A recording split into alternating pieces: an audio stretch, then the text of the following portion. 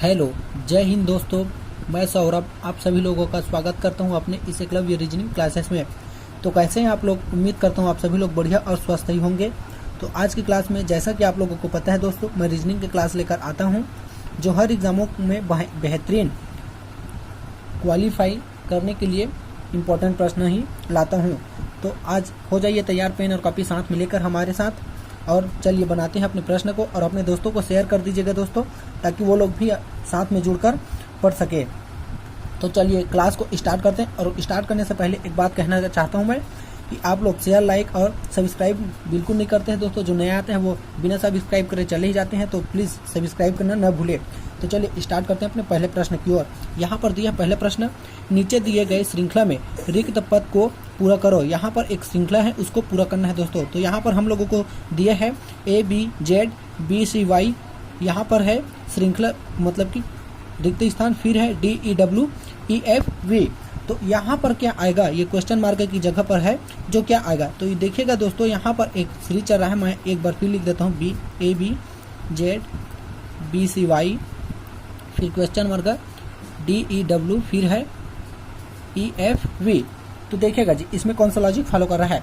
यहाँ पर A का अपोजिट Z होता है, फिर ये B का अपोजिट Y होता है, फिर D का अपोजिट यहाँ पर W है, फिर E का अपोजिट यहाँ पर V होता है दोस्तों।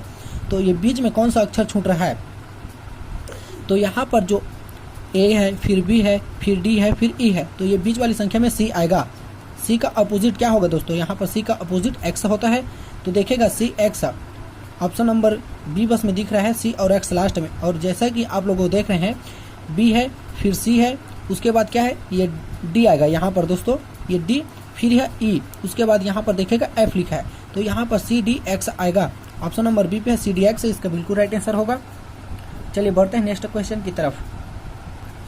प्रश्न 2 है जी, देखिएगा यहाँ पर कह रहा है, दी गई श्रृंखला में प्रश्नवाचक के स्थान पर कौन सा अंक आएगा। यहाँ पर एक श्रृंखला दिया है, जैसा कि 20, 90, फिर दिया है 210, फिर अगला में दिया है 380, उसके बाद है ये क्वेश्चन मार्क। तो इसमें क्या आएगा, तो देखिएगा जी, जब 20 से 90 की तरफ गया है ये संख्या, तो यहाँ पर प्लस कितना है, प्लस 70 हुआ है।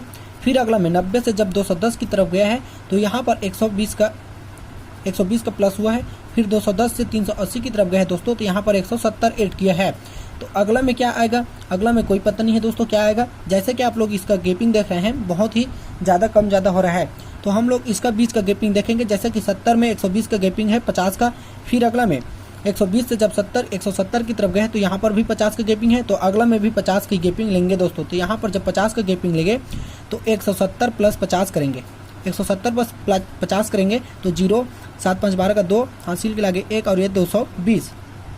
तो 220 में हम लोगों को 380 ऐड करना है दोस्तों। यहाँ पर 220 में 380, 220 में 380 को ऐड करेंगे तो इसका राइट आंसर आ जाएगा 0 0, फिर ये 1, और उसके बाद है ये 6। तो 6 सवाल है, ऑप्शन नंबर C पे है 6 सर, इसका बिल्कुल राइट आंसर होगा। उम्मीद करता हूँ यह प्रश्न आप लोगों को समझ में आ गया होगा। तो चलिए बढ़ते हैं अपने नेक्स्ट क्वेश्चन की तरफ। प्रश्न 3 है जी, देखेगा यहाँ पर कह रहा है, संबंधित सांकेतिक भाषा का चयन करें। यहाँ पर सांकेतिक भाषा का संबंधित चयन करना है। जैसा कि हम लोगों को PQRS HIJK लिखा है, तो XYZ का क्या होगा, तो जैसा कि हम लोगों को दिया है PQRS, इसका क्या लिखा है देखिएगा दोस्तों, यहाँ पर HIJK लिखा है।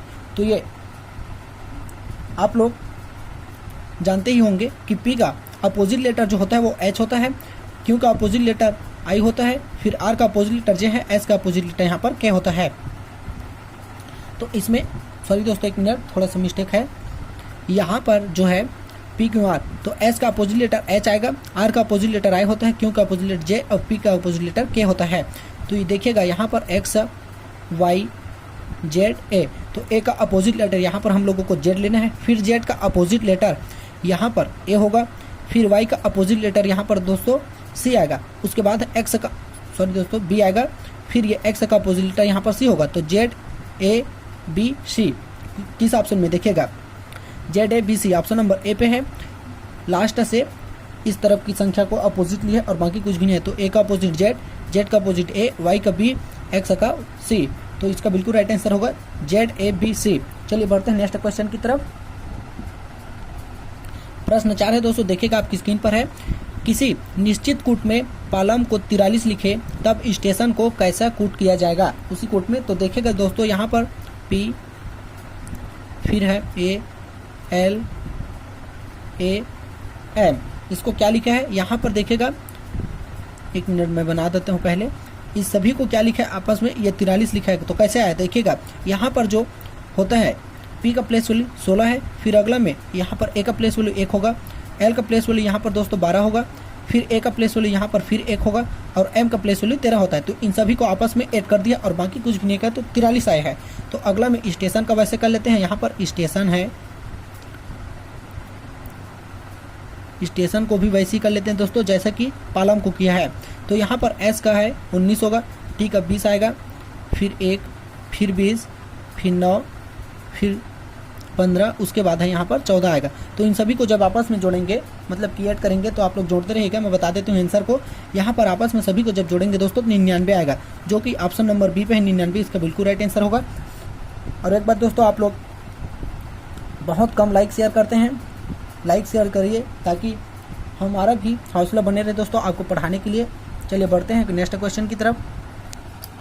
प्रश्न 5 जी देखिएगा, यहाँ पर कह रहा है यदि प्लस को माइनस, माइनस को भाग, भाग को गुणा तथा गुणा को प्लस लिखा जाए तो 50 प्लस 30 माइनस 3 भागित 1 गुणा 4 का मान क्या होगा। तो देखिएगा जी, जैसा कि इस तरह का प्रश्न आप लोगों को कहीं पर भी दिखे तो सबसे पहले आप लोगों को क्या करना है, यहाँ पर जो प्लस माइनस दिया है उसको, जैसा कि ये प्रश्न दिया है यहाँ पर देखिएगा, तो 50 हमको एक बार लिख लेते हैं, 50 प्लस 30 माइनस 3 भागित 1 गुणा 4 दिया है।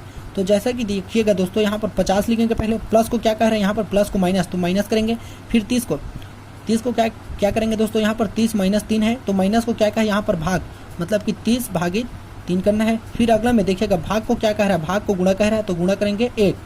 फिर उसके बाद क्या कह रहे हैं देखिएगा, यहाँ पर गुणा को प्लस लिखा जाए तो मतलब कि प्लस 4 होगा यहाँ पर। अब देखिएगा सबसे पहले इसमें भाग होता है फिर गुणा होता है, उसके बाद देखिएगा पहले भाग फिर गुणा फिर प्लस या माइनस कुछ भी कर सकते हैं। तो यहाँ पर देखिएगा दोस्तों भाग करेंगे जब हम लोग तो 50 माइनस, जब 30 को 3 से भागित करेंगे तो यहाँ पर 10 आएगा, फिर क्या है गुणा 1 प्लस 4, उसके बाद क्या करना है हम लोगों को गुणा करना है तो 10 से कम 10, यहाँ पर 10 होगा माइनस 50, फिर यहाँ पर प्लस 4 होगा। तो हम लोगों को यहाँ पर भी ये प्लस में है और ये भी प्लस में, तो 50 और 4 54 होगा और 54 में माइनस 10 करना है तो यहाँ पर 44 आएगा। तो देखिएगा 44 कौन सा है, ऑप्शन नंबर बी पे है 44, इसका बिल्कुल राइट आंसर होगा। तो इसमें सबसे पहले हम लोगों को भाग करना है, फिर गुणा करना है, फिर माइनस या फिर प्लस जोन भी करना है वो बन जाएगा दोस्तों, लेकिन पहले भाग फिर गुणा करना है। चलिए बढ़ते हैं नेक्स्ट क्वेश्चन की तरफ। प्रश्न 6 जी देखिएगा, यहाँ पर कह रहा है नीचे दिए गए वर्ग में कुल कितने वर्ग छिपे हुए हैं, यहाँ पर बताना है इसमें टोटल मिलाकर कुल कितने वर्ग है। तो सबसे पहले आप लोगों को इस तरह का प्रश्न दिखे तो यहाँ पर एक नंबर लिखना है 1 2 3 4 फिर 5, फिर नीचे की तरफ भी वैसी संख्या लिखना है हम लोगों को 2 3 और ये 4। तो सबसे पहले हम लोगों को यहाँ पर जो 5 है और ये 4 है आपस में गुणा करते जाना है दोस्तों, 5 गुणा 4, जब यहाँ पर 5 हो और यहाँ नीचे वाले में 4 हो, जब दोनों बराबर ना हो तो सबसे पहले हम लोगों को लास्ट तक किसी भी एक संख्या से आए तब तक के हम लोगों को गुणा करना है, एक संख्या के आने तक। तो 5 गुणा 4 यहाँ पर 20 होगा, फिर अगला में 4 गुणा 3 करेंगे हम लोग, 4 गुणा 3 करेंगे तो यहाँ पर 12 होगा, फिर अगला में है 3 गुणा 2 करेंगे दोस्तों, 3 गुणा 2 तो ये 6 हो जाएगा, फिर अगला में है 2 गुणा 1 करना है हम लोगों को, 2 गुणा जब 1 करेंगे और ये लास्ट में देखिएगा 1 आ रहा है, 2 गुणा 1 करेंगे तो 2 आएगा। तो लास्ट में जब तक 1 ना आए तब तक हम लोगों को गुणा करते जाना है। तो आपस में इन सभी को फिर ऐड कर देना है, 20 12 6 और 2 को जब ऐड करेंगे तो 40 आएगा, जो कि ऑप्शन नंबर सी पे है 40, इसका बिल्कुल राइट आंसर होगा दोस्तों आप लोगों को। और अगर यही संख्या ये बराबर वाले में मिल जाए, देखिएगा ये बराबर वाले में अगर मिल जाए तो क्या करना है, स्क्वायर लेते जाना है, 1 का स्क्वायर फिर 2 का स्क्वायर फिर 3 का स्क्वायर फिर 4 का स्क्वायर और उसके बाद है 5 का स्क्वायर, सभी का स्क्वायर लेके ऐड कर देना है, उसका राइट आंसर आएगा। चलिए बढ़ते हैं अपने 7वें प्रश्न की तरफ। प्रश्न 7वां है देखिएगा जी, यहाँ पर ए बी और सी का पिता है, बी ए का पुत्र है परंतु सी ए का पुत्र नहीं है, सी का ए से क्या संबंध है। तो यहाँ पर क्या कह रहा है, ए बी और सी का पिता है, जो ए है वो बी और सी का पिता है, बी और सी का पिता है, मतलब कि ये दोनों इसके आपस में संतान हो गए। देखिएगा जी क्या कह रहा है, ए जो है ये ए है, ये बी और सी दोनों का पिता है, ये पिता हो गए और ये दोनों आपस में मतलब कि ये उनके संतान हो गए। उसके बाद क्या है, बी ए का पुत्र है, जो बी है वो ए का पुत्र है, मतलब कि ये पुत्र हो गए, ये बी जो है ए का पुत्र है। उसके बाद क्या करे, देखिएगा सी ए का पुत्र नहीं है, मतलब कि जो सी है वो ए का पुत्र नहीं है, फिर भी संतान है। सी का ए से क्या संबंध है, जब ये पुत्र नहीं दोस्तों तो ये पुत्री हो जाएगा दोनों, क्योंकि ये दोनों तो बी और सी दोनों ए का ही संतान है।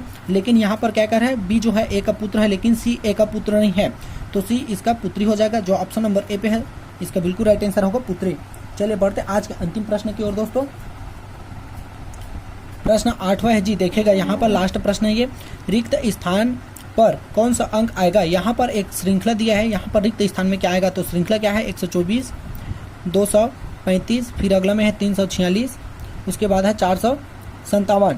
तो देखिएगा जी ये क्वेश्चन मार्क है लास्ट में, तो यहाँ पर क्या आएगा, एक सीरीज चल रहा है, ये लगातार सीरीज देखिएगा 1, फिर उसके बाद है 2, फिर उसके बाद है ये 3, फिर है ये 4, तो अगला में क्या आएगा ऐड करेंगे यहाँ पर 5, फिर उसके बाद क्या है देखिएगा 2 है, ये 2 के बाद क्या लिखा है इसमें 3 लिखा है, फिर 3 के बाद ये 4 लिखा है, 4 के बाद इसमें 5 लिखा है, और 5 के बाद यहाँ पर आएगा 6, फिर अगला में क्या है 4 के बाद 5 है, 5 के बाद 6 है, 6 के बाद 7 है, तो 7 के बाद 8 आएगा जो कि 568 होगा। ऑप्शन नंबर सी पे 568 इसका बिल्कुल राइट आंसर होगा।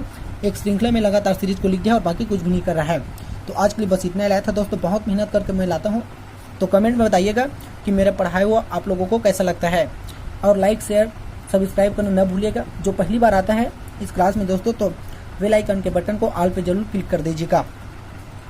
कल के क्लास में फिर मिलेंगे, तब तक के लिए जय हिंद जय भारत। अपनी तैयारी को ऐसी रखिएगा दोस्तों ताकि आप लोग भी क्वालिफाई कर सके अपने एग्जामों में।